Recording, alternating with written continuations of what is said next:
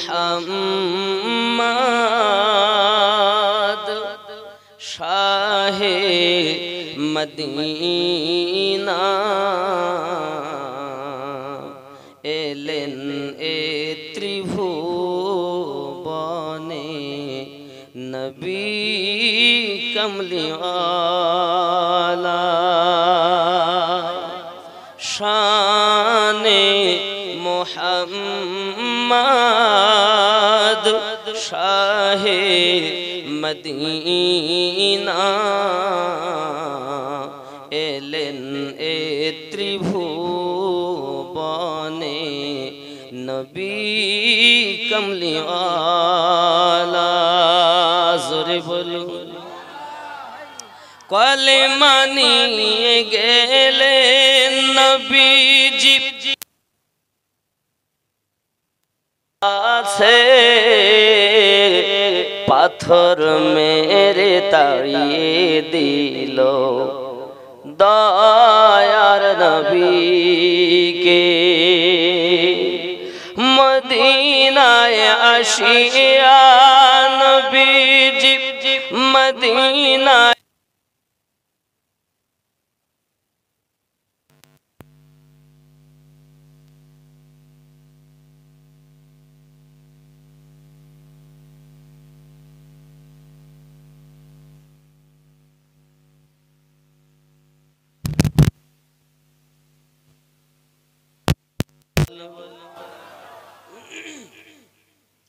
দিনের কলেমা নিয়ে নবীজি মক্কা নগরে গেলেন মানবের হৃদয়ে মাঝে নূরের বাতি জ্বালাইলেন কোথায় জ্বালিয়েছেন হৃদয়ে ওপরে না ভিতরে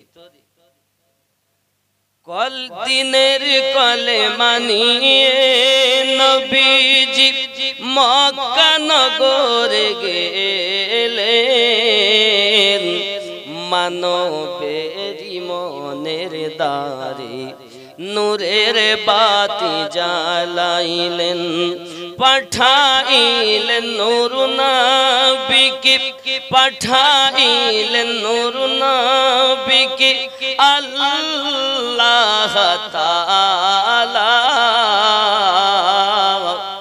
তিনি তো মুহাম্মদ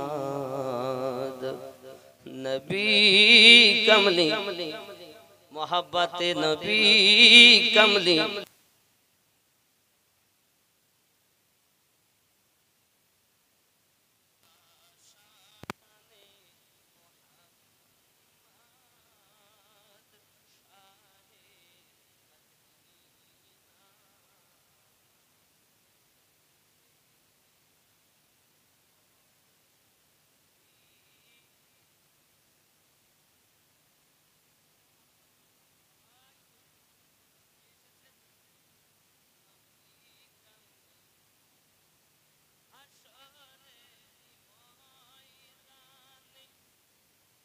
কিয়ামতের দিনে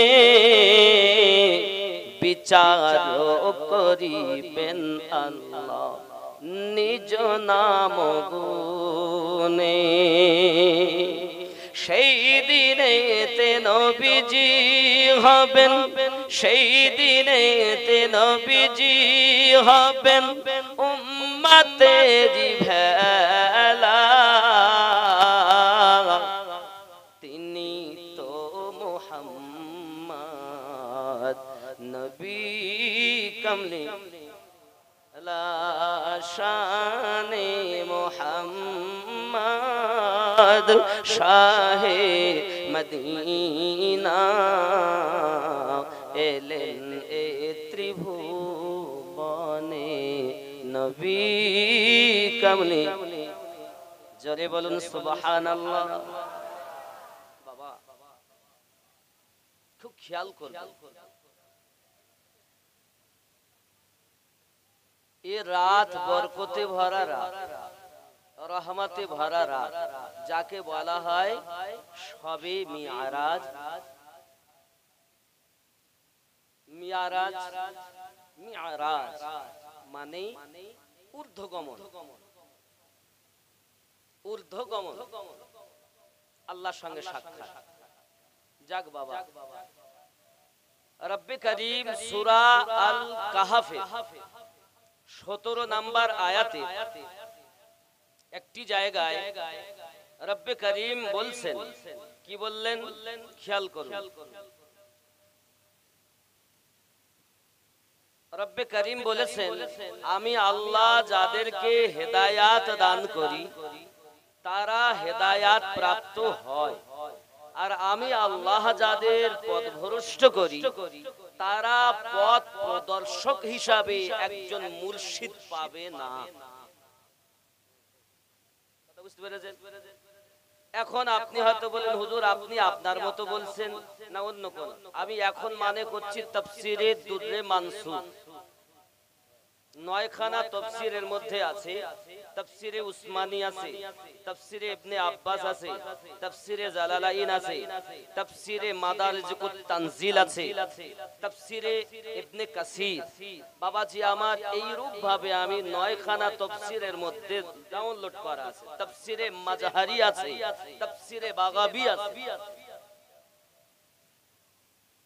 আমি তো কোন মৌলবীকে দলিল ভাবি না, কোন মুফতি, কোন মুহাদ্দিস, কোন পীর ইসলামের দলিল নয়।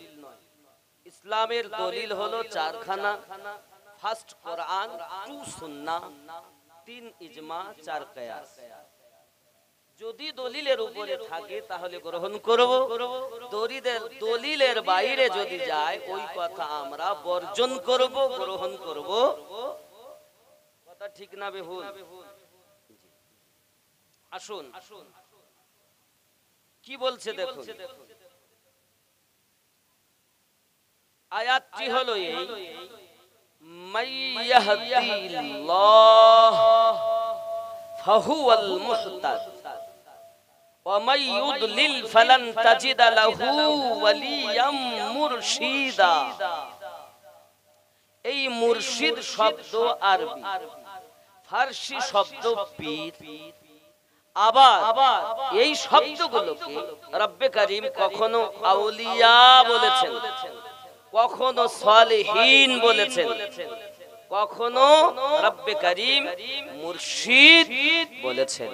জোরে বলুন সুবহানাল্লাহ। বুঝে নিতে হবে, এটা আমি আমিনউদ্দিনের মানে নয়, আর আমি আমিনউদ্দিন ওই ওয়াজ করি নাই। আল্লাহ পাক রব্বুল ইজ্জাত কোরআন মাজিদে ওয়াজ করেছেন, পৃথিবীর ইমামগণেরা সেটাকে মানে করে ব্যাখ্যা করে আমাদের কাছে উত্থাপন করেছেন। আমরা তাদেরকে অনুসরণ করি, যার কারণে তাদের কথা আমরা গ্রহণ করি। আরো বলি, এর মধ্যে তাফসীরে কানজুল ঈমানও আছে। কথা বুঝেছেন? সব ডাউনলোড করা আছে। এক এক করে দেখাতে গেলে অনেক সময় লাগবে। অন্তত এখন যেটা বার করেছিলাম তাফসীরে দুররে মানসুর, অন্তত ওইটা দেখি। আর সব থেকে বড় যার আখ্যায়িত দেওয়া, যার নাম উপাধি যার দেওয়া হয়েছে রাইসুল মুফাসসিরিন, সর্বশ্রেষ্ঠ তাফসীর কারক, তার নাম হলো আব্দুল্লাহ ইবনে আব্বাস রাদিয়াল্লাহু তাআলা আনহু, যার তাফসীরটার নাম হলো তাফসীরে ইবনে আব্বাস। অন্তত এই দুটো থেকে আপনাদেরকে দেখাই, এরপরে ওয়াজ করি নাকি বলে। তা প্রথম নাম্বার আমি দেখাচ্ছি, जिसे আল্লাহ হেদায়াত দে, যাকে আল্লাহ হেদায়াত দান করেন, সো वही হেদায়াত পানে वाला है, ওরাই হেদায়াত পেয়ে যায়। और जिसको वो गुमराह करे, যাদেরকে আল্লাহ পথভ্রষ্ট করবে, तो उसे मुखातिब, तो उसके लिए कोई मददगार राह बताने वाला ना पाएगा। আল্লাহ যাকে পথ দেখানোর, পথ প্রদর্শক করার চিন্তা ভাবনা করেন, হেদায়াত দেবেন মনে করেন, তাদের জন্য একজন রাহ বাতানে ওয়ালা আল্লাহ পাক মিলিয়ে দেন। আর যাদেরকে পথভ্রষ্ট করবেন মনে করেন, আল্লাহ তাদেরকে একজন পথ বাতানেওয়ালা পথ আল্লাহ দেখান না। কথা বুঝেছেন? এবার আসুন কোরআন মাজিদের প্রথম পারা সূরা আল বাকারাতে রব্বে কারীম